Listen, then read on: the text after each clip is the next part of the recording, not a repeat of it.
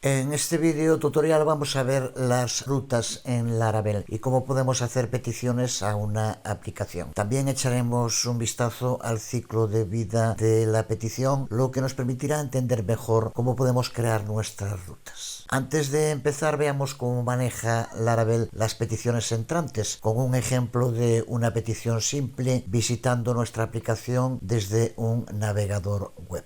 Lo primero que pasa cuando hacemos esta petición es que el archivo public-index.php es ejecutado. Es el archivo principal para el boot de la aplicación y también es su único punto de entrada, así que vamos a echarle un vistazo. Lo primero que hace es requerir el archivo bootstrap autoload.php. Este es el archivo que carga todas las dependencias del framework Laravel, de modo que estén preparadas para ser usadas cuando sea necesario. A continuación requiere el archivo bootstrap.php, que es el responsable de preparar la aplicación actual y algunos de los bindings esenciales, pero no es nada de lo que tengamos que preocuparnos directamente. Sí es interesante entender, porque es el modo en el que se ejecuta nuestra aplicación, esta parte del código. Lo que hace en esta primera línea nuestra aplicación es crear un nuevo kernel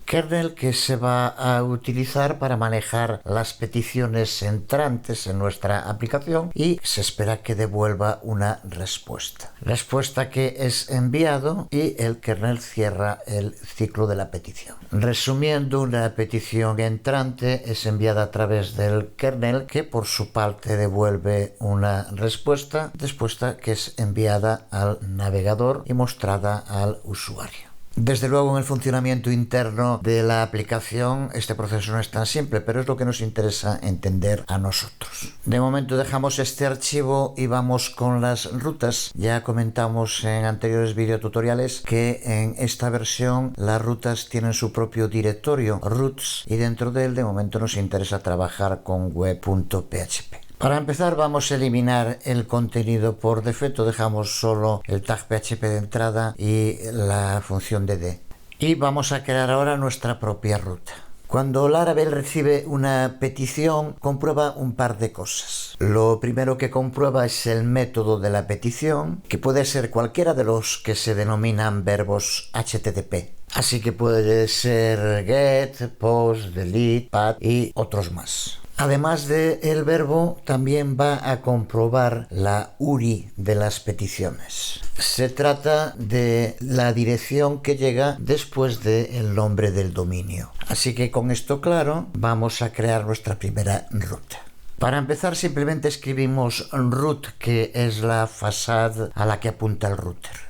A continuación, dobles dos puntos y el método get, método que está definido en el router en el que miramos. Este método get acepta dos parámetros. El primer parámetro es la ruta con la que la URI tiene que coincidir, que recuerda que es la otra condición que Laravel va a usar cuando empareja una petición a una ruta. Cuando hacemos una petición con nada después del dominio, entonces la URI es simplemente una barra inclinada, que es lo que vamos a usar aquí.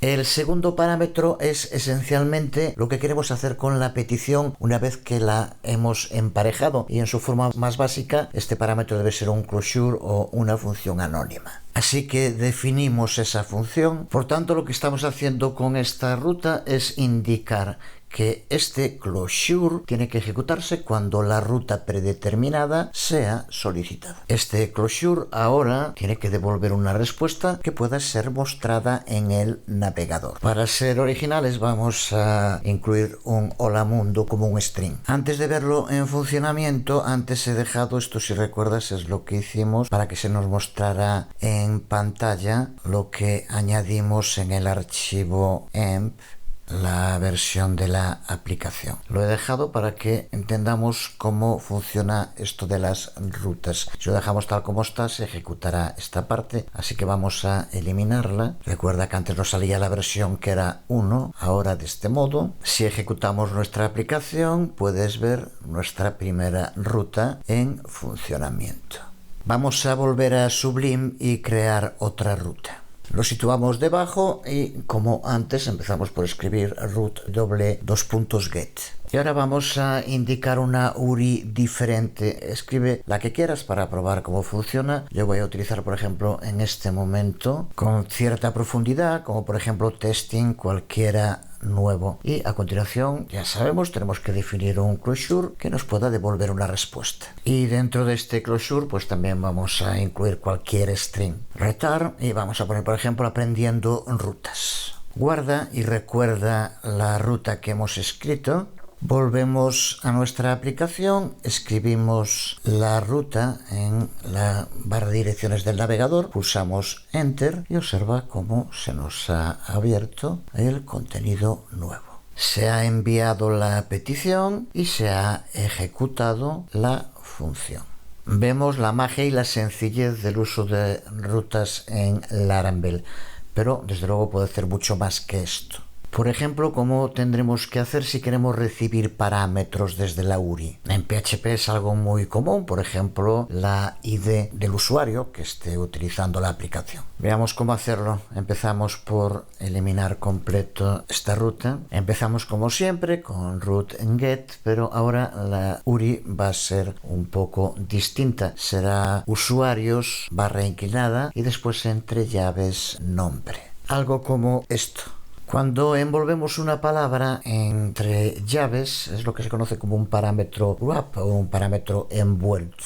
Aquí hemos envuelto nombre, pero igual podías envolver ID o lo que quisieras. Este parámetro será capturado desde la URI y se envía al manejador para esa ruta. Así que vamos a añadir el closure que necesitamos para añadir un parámetro a la función. Así que ahora, al crear la función, le pasamos el parámetro nombre. En el return simplemente vamos a devolver la variable nombre. Lo incluimos.